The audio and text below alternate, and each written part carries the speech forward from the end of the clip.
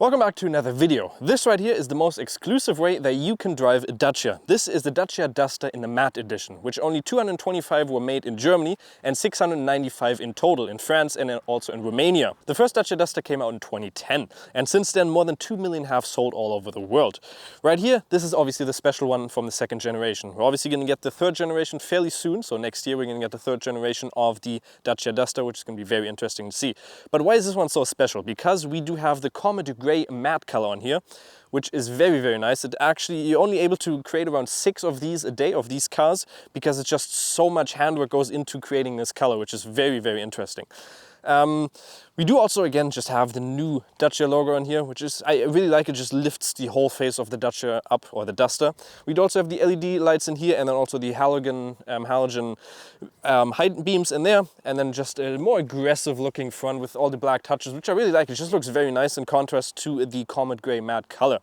Let's move a little bit further onto the side, because there's a couple of things that are special, obviously, about the matte edition. For instance, you have these exclusive 17-inch alloy wheels, or light metal wheels, which have this beautiful black touch to it. They just look very cool.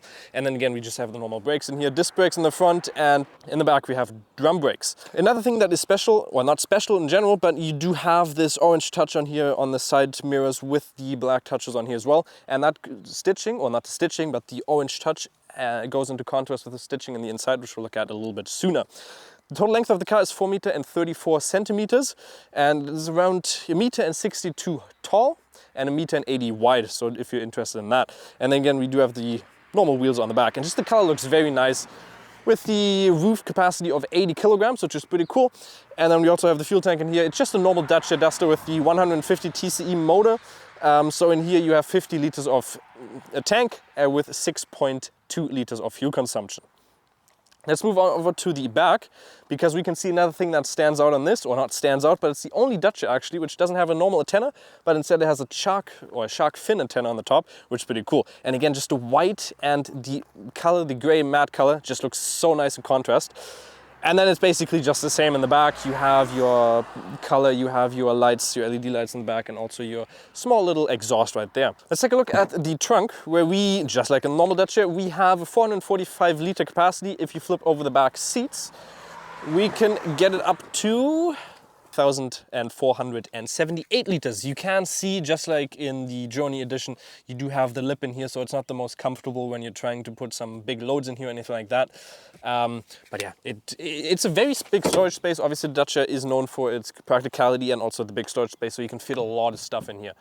And just great quality in general for the price. Obviously 26,000 is a little bit, but you're getting every single extra that you can possibly get on the Dacia Duster, as well as this beautiful matte color, as well as some other stuff. The engine of the Dacia Duster matte edition is also the one that most customers actually purchase, which is the 150 1.3 liter TCE motor, which produces 150 horsepower with 250 Newton meters.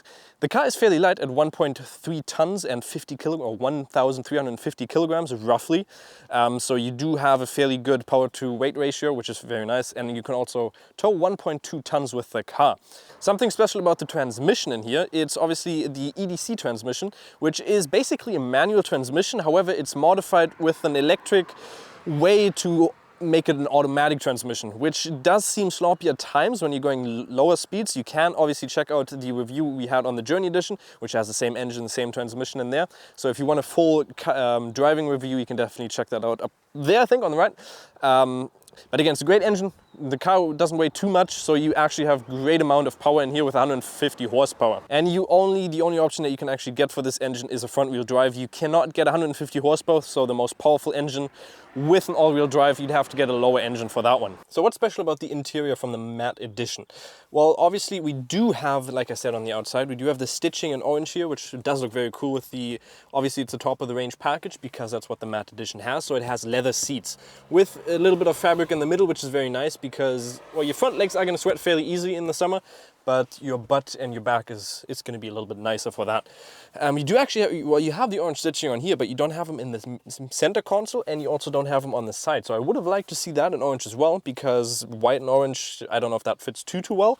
But then in general, we have the top of the line package, so we have every single extra you can get on the Duster we have in here, because it's obviously the limited edition, so everything is in here. We have our cruise control, and we have our speed limiter, and obviously everything else that you need. You have automatic climate control, Apple CarPlay via a cable in there, plenty of space in here, good amount of space in the middle. You could put something in there, not too much. In the future, or in the next generation, I would like to see a little bit of a different key, because this one I'm not a biggest fan of. It's just very big and bulky, and there's just, well, there's 2 controls on here. I don't know why it has to be that big, but that's just a small feature. We do have a handbrake in here. We do have our transmission that we actually talked about. You do have hard plastic most of the times, but you see them in more expensive car. For instance, the Golf R actually had a lot of hard plastic, which we didn't expect. And this car it's 50,000 euros cheaper.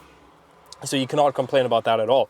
Seats are also very comfortable. Obviously, I love the stitching in here, but there's not that much special to it, but obviously it has everything that you possibly want. And it only costs 2,000 euros more. One thing that I do also like is that you do have a side entrance, like a little display of the Duster there, which some higher or more expensive cars actually don't have. So this looks pretty cool. And also on the carpet, you do have the Duster logo on there, and they look pretty high quality, and they actually feel very nice as well.